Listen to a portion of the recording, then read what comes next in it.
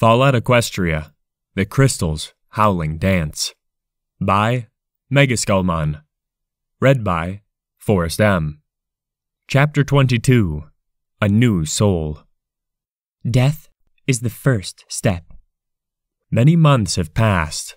I was in bed watching the moon. I got even weaker. My muscles in my legs completely gone. It was getting close to time. Kip just sat there watching me, with tears falling from her eyes. It was close to the due date. I couldn't even keep food down anymore. I was in so much pain, but just staring at the moon, I could finally ignore it. Every part of me was in deep pain from just breathing. My heart was getting slower. My blood slowly drifted through every vein in my body. So this is what it felt like to slowly die. Fleur walked over with some water and blankets. I could see her anguish in her ghoul face. I closed my eyes and groaned in pain. It was getting close to time. The moon was the only thing that was keeping me from just breaking down and sobbing. But it finally happened. I don't want to go. I can't do this. I need to see you all. I need you. I was sobbing and in so much pain. My mind was gone. I only saw the emptiness of my soul. Tears streamed from my face. Even if I lived through this birth, I would never move again. How is this fair? I can't just allow those close to me to watch me die. Kip started to sob herself, and Fleur kept herself together, but barely. Shadow walked over to his adopted sister, wrapping his wings around her gently. Kip, we have to let her go. I already dug up the hole we'll be placing her in, right in front of the case that holds the Howling Dance and all of her weapons. So Kip, please, allow her to go. Kip sobbed softly. Fleur sat and watched. It was getting closer to time. Every pony in the town, even Thundercloud, her mother who I learned was Raindrops, and the Enclave soldier that almost hurt Starshooter, his name was Heartthrob. They watched from flying in the sky. I let them join, and they gave me this honor. This story ends. Then we all ended up here. Right here, where you all watch me. I looked at them all with my weak eyes. I told them the entire story on my deathbed. It was the only thing I could keep my mind off of. I do know some wanted to ask me questions, but I couldn't answer. Just too much pain. I smiled at them. Please, don't forget me. My story needs to live on. Maybe someday, I will be a hero to many in their hearts, but I don't wish to be a big hero. I want history to remember me as the wolf that left a cave to save her friends. I just want to be remembered for that. I had tears falling from my eyes. Then I felt it. It had begun. I didn't scream at this happening. Starshooter jumped on the bed, nuzzling me, and Fleur placed her head on my chest to relax me, as Kip stood at the end of the bed. All of the town watched me. Most had tears falling from their eyes. Brodo was by the gate, guarding it, but his eye turned to watch me. He was recording it, to give those that wished to know my story. Kip slowly removed the baby from my body. I couldn't push any more.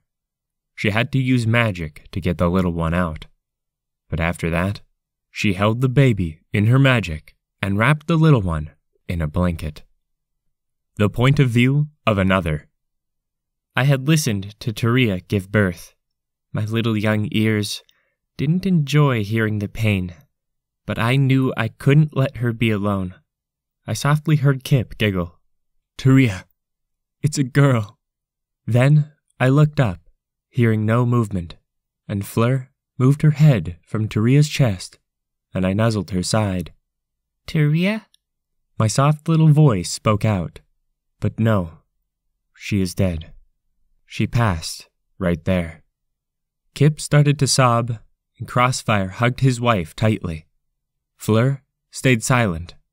She couldn't cry, but I could see the pain. At first, I didn't understand death, but she did so much for me. I knew someday I would repay her.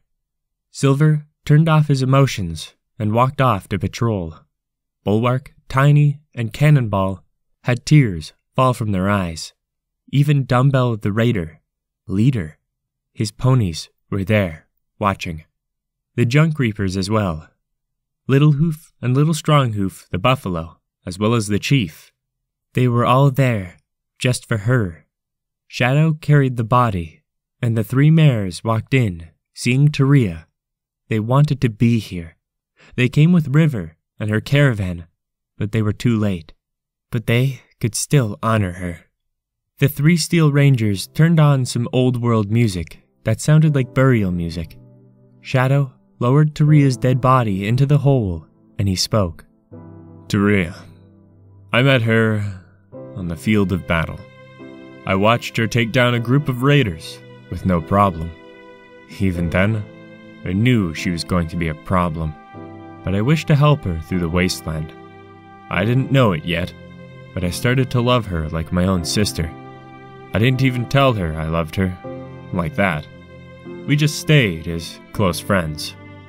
I wish I could have done more for her, but I sadly couldn't. I wished she could have been here, to see my family be born, but no. But I will do what I can to honor her. Kip walked up, carrying the little pup. I have a name for the little one. Crystal. I noticed that Seeker was looking out, like she was seeing something. My little filly brain was too young during this time. But I also wish to speak of her. She invaded our home with Shadow.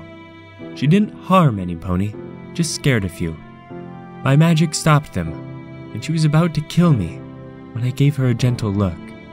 Such a gentle look that her heart just allowed me to live. Her eyes full of happiness when she met me and Silver. I know Silver won't speak. This is hitting him too hard. I know that look he has right now. I looked to Silver, who was staring at his shotgun. I wanted to say something, but what would a filly say? May I say a story? Every pony turned to me, the little 8-year-old filly. I gulped, but I gained the might as Kip lifted me up and placed me on top of the glass case. I didn't know her that well, but when she wasn't busy, she would spend time with me, telling me stories, showing me how to fight. She even told me a story of the moon and how wolves howl at the moon. I wish I could have heard her howl. I went silent, and Kip let me down, as Shadow put some dirt on the body, and I heard the old slave sing. When they stopped singing, Shadow put up a tombstone and carved words into it. Here lies Tyria, a hero to a very small town. We will miss her. Love, her friends. While every pony went on their way, I sat there watching. In my little brain, I thought she would come back to life, like in the stories. My mother came up to me and nuzzled me. Mommy, why won't she wake up? She had tears in her eyes, and I looked up to her, and she calmly took me aside. She is dead, sweetie. Remember her for what she did for you. It finally hit me, and I started to cry as my mother carried me off away from the tomb. The spirits. I woke up knowing I was dead. I was on a strange boat, but there was no evil. It was Time's river. It was taking me to a place I never thought I would be. After a while, I washed up on shore, getting out of the boat and going into a cave. A land of beauty was on the other side. It looked like Equestria in its olden days. I saw ponies. 2 trotted up to me. I knew the other one. Misty Moon? I looked to the former one. That was the ghoul, and he smiled. Told you I would meet you again. Welcome. You will no longer be in pain. You will no longer be wondering if you did the right thing. You are now in peace. But I saw the one that would make my heart break. Mother?